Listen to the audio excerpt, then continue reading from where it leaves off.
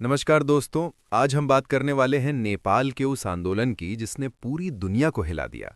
ये आंदोलन सिर्फ सोशल मीडिया बैन से शुरू हुआ, लेकिन धीरे धीरे ये नेपाल की राजनीति और समाज की सबसे बड़ी क्रांति में बदल गया। दरअसल कुछ हफ्ते पहले नेपाल सरकार ने अचानक से एक बड़ा फैसला लिया। सरकार ने फेसबुक, इंस्टाग्राम, व्हाट्सएप, यूट्यूब और एक्स समेत करीब 26 सोशल मीडिया प्लेटफॉर्म्स को पूरी तरह से बैन कर दिया। इन ऐप्स को बंद करने के पीछे नेपाल सरकार का कहना था कि ये कंपनियां नेपाल में रजिस्ट्रेशन और डेटा नियमों का पालन नहीं कर रहीं। लेकिन नेपाल के युवाओं को ये ठीक नहीं लगा। उनका मानना है कि नेपाल सरकार उनकी आवाज को दबाना चाहती है। नेपाल की नई पीढ़ी यानी जेन जी सोशल मीडिया से बहुत जुड़ी हुई है। यही उनकी पढ़ाई, कमाई, मनोरंजन और विचारों की जगह है।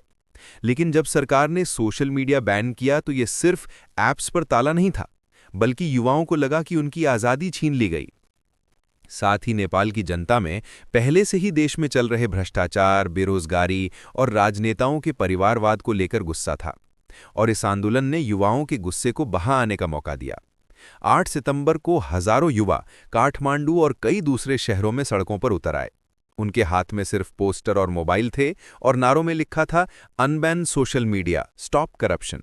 शुरुआत में तो ये प्रदर्शन पूरी तरह शांतिपूर्ण था, लेकिन जैसे जैसे भीड़ बढ़ी, पुलिस ने टियर गैस, लाठीचार्ज, रबर बुलेट और कुछ जगहों पर गोलियां भी चलाईं।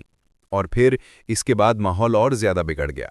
गुस्साए युवाओं ने संसद भवन, सुप्रीम कोर्ट और कई सरकारी इमारतों को आग के हवाले कर दिया। स्थिति इतनी ज्यादा गंभीर हो गई कि नेपाल की जेलों से 12,000 से ज्यादा कैदी भाग निकले। रिपोर्ट्स के अनुसार इस पूरे आंदोलन में 50 से ज्यादा लोगों की मौत हो चुकी है और हजारों लोग घायल हुए हैं। आंदोलन के दबाव में प्रधानमंत्री केपी शर्मा ओली को इस्तीफा देना पड़ा और संसद को भंग कर दिया गया, और राष्ट्रपति ने मार्च 2026 में चुनाव कराने का ऐलान कर दिया। लेकिन इसके बीच युवाओं ने एक नया प्रयोग किया।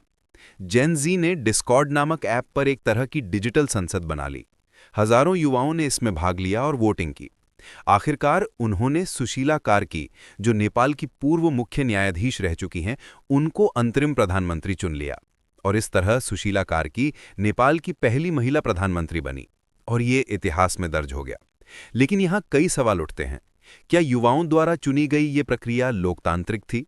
क्या ये संविधान के हिसाब से सही है? आलोचकों का कहना है कि अगर इस तरह सिस्टम के बाहर जाकर नेता चुने जाएंगे तो लोकतंत्र पर खतरा हो सकता है। लेकिन नेपाल के युवाओं का कहना है कि परंपरागत नेता भ्रष्ट हैं और असली बदलाव ऐसे ही संभव है। इस आंदोलन के बाद नेपाल में सोशल मीडिया तो वापस आ गया, लेकिन असली लड़ाई अभी बाकी है। नेपाल की अर्थव्यवस्था कमजोर है, बेरोजगारी बहुत ज्यादा है, भ्रष्टाचार गहरी जड़ें जमा चुका है और नेताओं में जवाबदेही की कमी है। जेन जी का कहना है कि जब तक इन समस्याओं का हल नहीं निकलता, आंदोलन चलता रहेगा।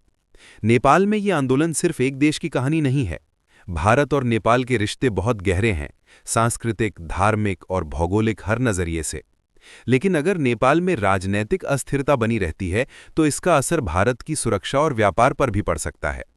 दूसरी तरफ ये आंदोलन दुनिया को ये दिखाता है कि नई पीढ़ी अब सिर्फ दर्शक नहीं है, बल्कि खुद बदलाव की ताकत बन रही है। नेपाल में मार्च 2026 में चुनाव होंगे। अब देखना यह है कि क्या युवा अपने नेताओं से असली बदलाव ला पाएंगे, या फिर यह आंदोलन सिर्फ एक चमक बनकर रह जाएगा। क्या सुशीला कार्की वास्तव में सुधार कर पाएंगी, या फिर पुराने नेता फिर से सत्ता में लौट आएंगे? दोस्तों, नेपाल का ये जेन जी आंदोलन हमें ये सिखाता है कि आज की युवा पीढ़ी को नजरअंदाज करना आसान नहीं है। सोशल मीडिया सिर्फ टाइम पास का जरिया नहीं, बल्कि बदलाव का हथियार बन चुका है। अब सवाल यह है, क्या भारत में भी कभी ऐसा आंदोलन देखने को मिल सकता है? क्या हमारी जेन जी भी इतना बड़ा बदलाव ला सकती है? आपका क्या विचार है? कमेंट में जरूर बताइए। और अगर वीडियो पसंद आए तो लाइक और शेयर करना मत भूलिए, और चैनल को सब्सक्राइब कीजिए।